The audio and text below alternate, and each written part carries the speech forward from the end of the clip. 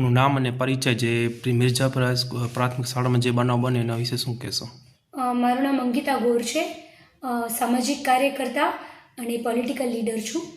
અને મિર્જાપર પ્રાથમિક શાળા, કુમાર પ્રાથમિક શાળા જે છેલ્લા 2 દિવસથી ખૂબ ચર્ચામાં છે, એ કુમાર પ્રાથમિક શાળામાં આજે અમે ખુદ વિઝિટમાં ગયા હતા.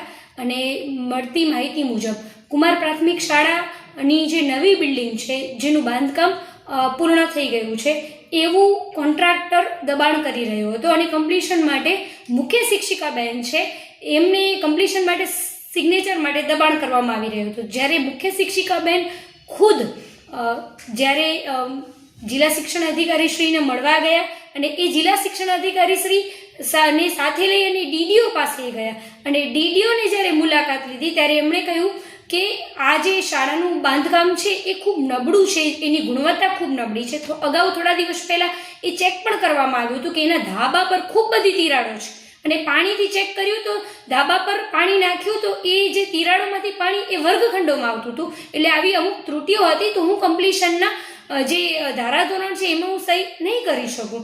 તો જે જિલ્લા વિકાસ અધિકારી છે ડીડીઓ સાહેબ, એમણે જે મુખ્ય શિક્ષિકા બેન શ્રી છે એમને પોતાની ચેમ્બરમાં બોલાવ્યા, એમનું મોબાઈલ, પર્સ બધું બહાર મુકાવડાવ્યું. અને જે મુખ્ય શિક્ષિકા બેન છે એમની સાથે એમણે ખૂબ ગેરવર્તણૂક કરી એવી અમને માહિતી મળી રહી છે. ગેરવર્તણૂકમાં બેનને સૌથી પહેલાં એવું કહેવામાં આવ્યું કે તુમ ખડી રહો. એમને એવું કહેવામાં આવ્યું કે તુમારે લીએ તાજમહેલ બનવા દઉં. એટલે આટલી ખરાબ અને આટલી અશોભનીય વાત કોઈ જિલ્લા વિકાસ અધિકારી કરી શકતા હોય તો આ કચ્છની દીકરીઓની પણ અસ્મિતા ઉપર સવાલ થઈ જાય છે, કચ્છની મહિલાઓની અસ્મિતા ઉપર પણ સવાલ થઈ જાય છે. અમે કચ્છની એ 50% આબાદી છીએ કે જે વોટ આપીએ છીએ, જે સરકાર લાવીએ છીએ અને અમારી જ અમારી મહિલાઓ સાથે જો કોઈ પણ અધિકારી આવીને આટલું અશોભનીય વર્તન કરે તો એ ક્યારેય નહીં ચલાવી લેવાય. જે કુમાર પ્રાથમિક શાળા છે મિર્જાપરની એનું જે બાંધકામ છે એ નબળું છે, તો એની તપાસ કરવાના બદલે એ જે મુખ્ય શિક્ષિકા બેન છે એમને ये किन प्रकारे તમે સહી કરી દો, तुम सही कर दो, सिग्नेचर कर दो, तुम सिग्नेचर क्यों नहीं कर रहे हो એવું કહીને એમણે અશોભનીય વાત કરેલી છે. કોણે? ડીડીઓ સાહેબ. એટલે મારે અહીંયાથી સમગ્ર ગુજરાતને અને મારા કચ્છને કહેવાનું થાય કે આવી કોઈ પણ અધિકારીની તુંડ મિજાજી સ્વભાવને અમે ચલાવી નહીં લઈએ. મહિલાઓ છીએ તો મહિલાઓ સાથે તમને વર્તતા પણ આવડવું પડશે.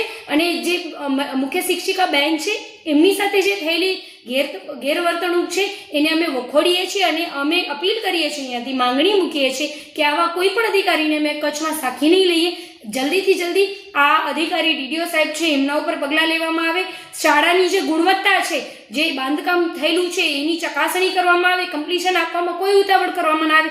જ્યાં સુધી બાળકો છે, બાળકોના ભવિષ્યનો સવાલ છે, બાળકો જ્યાં બેસવાના છે એ શાળા જો જર્જરિત બનાવવામાં આવી હોય તો એવી કોઈ પણ શાળામાં અમારા બાળકો ભણશે નહીં. કચ્છના બાળકોને અમે ક્યાંય અહીંયા મિર્જાપરમાં પણ અત્યારે બાળકોને અમે ત્યાં ભણવા નથી મોકલવાના. એટલે મારી કલેક્ટર સાહેબને અપીલ છે કે જલ્દીથી જલ્દી આવા જે ડીડીઓ છે અને આવા ડીડીઓ જેવા અન્ય પણ જેટલા અધિકારીઓ આપણી સામે આવી જે મહિલાઓ સાથે ગેરવર્તણૂક કરે છે એમને અમારા કચ્છમાં અમે જરાય સાથી લેવાના નથી.